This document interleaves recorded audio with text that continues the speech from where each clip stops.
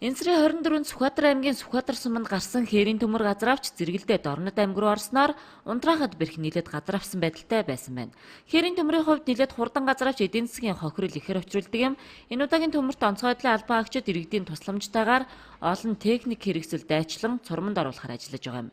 Мөн Хинтээ аймагт гарсан хээрийн төмрийг мөн л иргэд онцгой байдлын албан хаагчид хамтран цурманд оруулчихад байна. 2015 оны 3 сарын 24 өдөр Сүхбаатар аймгийн Сүхбаатар суманд гарсан хээрийн төмөр Дорнод аймгийн Матас сумыг ингээд хамарсан нэлээд өргөн хэмжээний төмөр болсон. За мөн 2015 оны 3 сарын 25-ны өдөр Хинтээ аймгийн Баян овоо суманд гарсан төмөр маань цаашаа Дорнод аймгийн Хөлбөмбөр, Булган, Сэргэлэн сум руу ингэж 3 сум давнаж орсон ийм төмөр байгаа. За дээрх төмөрийг одоо унтраахаар онцгой байдлын албанаас 121 албан хаагч 9 автомашин, за Хэлийн цэргийн байгууллагаас 44 албан хаагч 4 автомашин, за Хинтээ, Дорнод, Сүхбаатар 3 аймгийн 9 сумдаас нийтдээ 501 хэрхэн 49 автомашин, за нийт 666 хүн 62 автомашин техник хэрэгсэлтэй одоо төмөрийг унтраахаар ажиллалаа.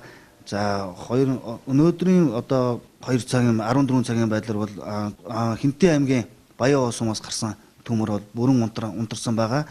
За Сүхбаатар аймгийн Сүхбаатар сумаас гараад Дорнод аймгийн Матас сум руу орсон төмөр маань одоо ерөнхийдөө бүгд цормондоо орсон. Одоо бүрэн унтраахаар төмөрийнхаа одоо цормон дотор ингээд унтраагаад ажиллаж байна.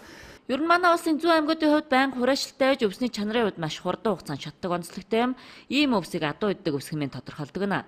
Онцгой байдлын газраас хөдөө орон нутгийг зорж байгаа аял зугаалгаар эдгээр аймагуд руу явж байгаа иргэдэд хандан аль болох замтай газраас зорчиж хөдөө орон нутгийн иргэд ил задгай галгаар авахгүй байж гаргасан тохиолдолд бүрэн унтраах мотоциклийн яндангийн оч баригчийг байнга ашиглах, малын ярилд явж байгаа орон нутгийн иргэдийг тамхины цогоо унтрааж явахыг онцгой байдлын газраас анхааруулж байгаа юм.